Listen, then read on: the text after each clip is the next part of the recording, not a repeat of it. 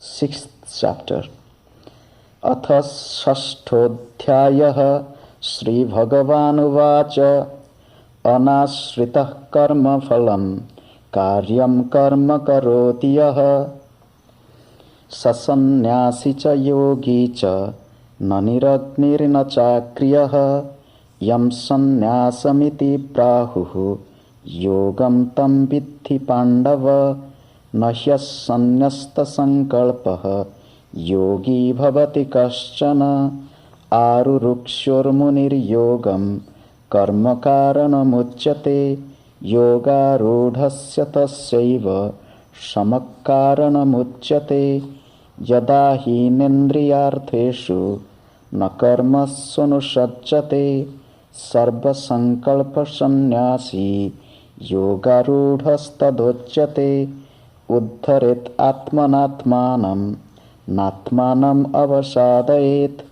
आत्मैव ह्यात्मनः बन्धुः आत्मैव रिपुरात्मनः बन्धुरात्मात्मनस्तस्य येनात्मैवात्मना जितः अनात्मनस्तु शत्रुत्वे वर्तेतात्मैव शत्रुवत्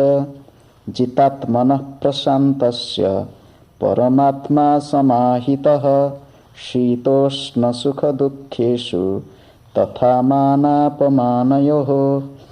ज्ञानविज्ञानतृप्तात्मा कुटस्थो विजितेन्द्रियः युक्त इत्युच्यते योगी समलोष्टास्मकाञ्चनः सुहृन्मित्ररुदासीनं मध्यस्थद्वेषबन्धुषु साधुष्वपि च पापेषु समबुद्धिर्विशिष्यते योगी जुञ्जीत सततम् आत्मानं रहसि स्थितः एकाकी यतचित्तात्मा निराशीरपरिग्रहः शुचौ देशे प्रतिष्ठाप्य स्थिरम् आसनमात्मनः नात्युच्छ्रितं नातिनीचं चैलाजिनकुशोत्तरं तत्रैकाग्रं मनः कृत्वा यतचित्तेन्द्रियक्रियः उपविश्यासने युञ्जात् योगमात्मविशुद्धये समं कायशिरोग्रीवं धारयन् अचलं स्थिरः सम्प्रेक्ष्य नासिकाग्रं सों दिशश्चानवलोकयन् प्रशान्तात्मा विगतभिः ब्रह्मचारी व्रते स्थितः मनः संयम्य मच्चित्तो युक्त आसीत् मत्परः युञ्जन्नेव सदात्मानं योगी नियतमानसः शान्तिं निर्वाणपरमां मत्संस्थाम् अधिगच्छति नात्यश्नतस्तु योगोऽस्ति न चैकान्तमनश्नतः न चाति स्वप्नशीलस्य जाग्रतो नैव चार्जुन युक्ताहारविहारस्य युक्तचेष्टस्य कर्मसु युक्तस्वप्नावबोधस्य योगो भवति दुःखः यदा विनियतं चित्तम् आत्मन्नेवावतिष्ठते निःस्पृहः सर्वकामेभ्यः युक्त इत्युच्यते तदा यथा दीपो निवातस्थः नेङ्गते सोपमा स्मृतः योगिनः यतचित्तस्य युञ्जतो योगमात्मनः यत्रो परमते चित्तं निरुद्धं योगसेवया यत्र चैवात्मनात्मानं पश्यन्नात्मनि तुष्यति सुखं आत्यन्तिकं यत्तत् बुद्धिग्राह्यमतीन्द्रियं वेत्ति यत्र न चैवायं स्थितश्चलति तत्त्वतः यं लब्ध्वा चापरं लाभं मन्यते नाधिकं ततः यस्मिन् स्थितो न दुःखेन गुरुणापि विचाल्यते तं विद्यात् दुःखसंयोग वियोगं योगसंगितं सनिश्चयेन योक्तव्यः योगनिर्विण्णचेतसा संकल्पप्रभवान् कामान् त्यक्त्वा सर्वान् शेषतः मनस्सेवेन्द्रियग्रामं विनियम्य समन्ततः शनैः शनैरुपरमेत् बुद्ध्या धृतिगृहीतया आत्मसंस्थं मनः कृत्वा न किञ्चित् अपि चिन्तयेत् यतो यतो निश्चरति मनश्चञ्चलमस्थिरं ततस्ततो नियम्यैतत् आत्मन्नेव वशं नयेत् प्रशान्तमनसं ह्येनं योगिनं सुखमुत्तमम् उपैति शान्तरजसं ब्रह्मभूतमकल्मषं युञ्जन्नेवं सदात्मानं योगी विगतकल्मषः सुखेन ब्रह्मसंस्पर्शम् अत्यन्तं सुखमश्नुते सर्वभूतस्थमात्मानं सर्वभूतानि चात्मनि ईक्षते योगयुक्तात्मा सर्वत्र समदर्शिनः यो मां पश्यति सर्वत्र सर्वं च मयि पश्यति तस्याहं न प्रणश्यामि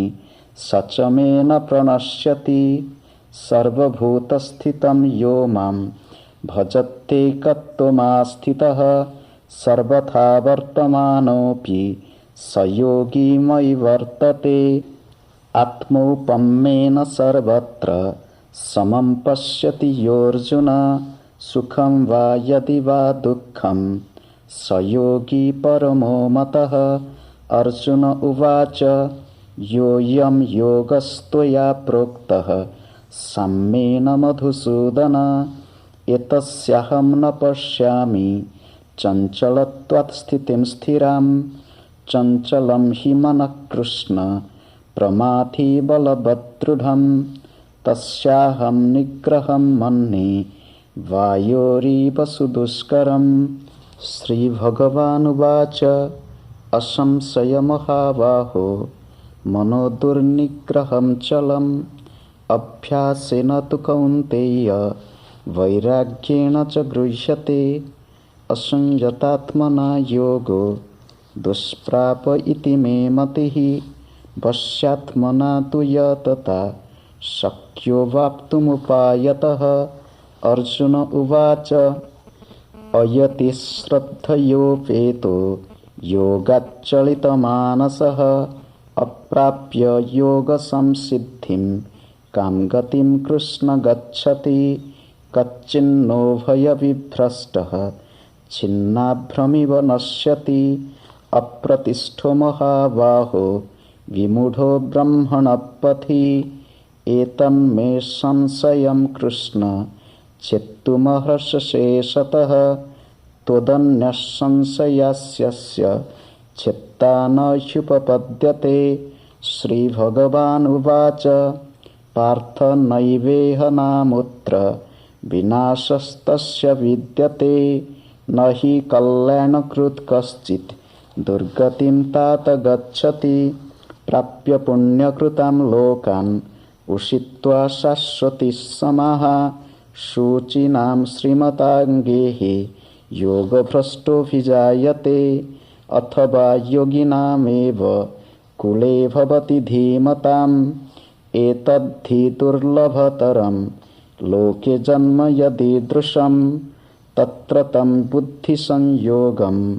लभते पौर्वदेहिकं यतते च ततो भूयः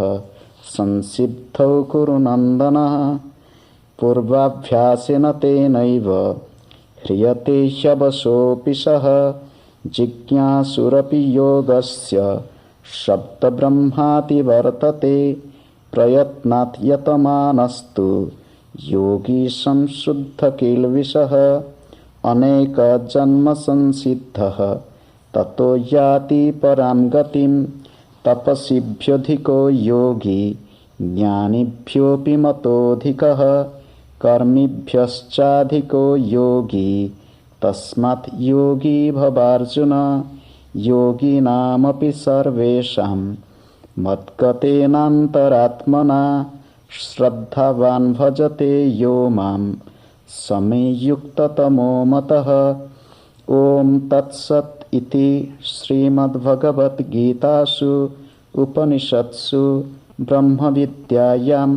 योगशास्त्रे श्रीकृष्णार्जुनसंवादे आत्मसंयमयोगो नाम षष्ठोऽध्यायः।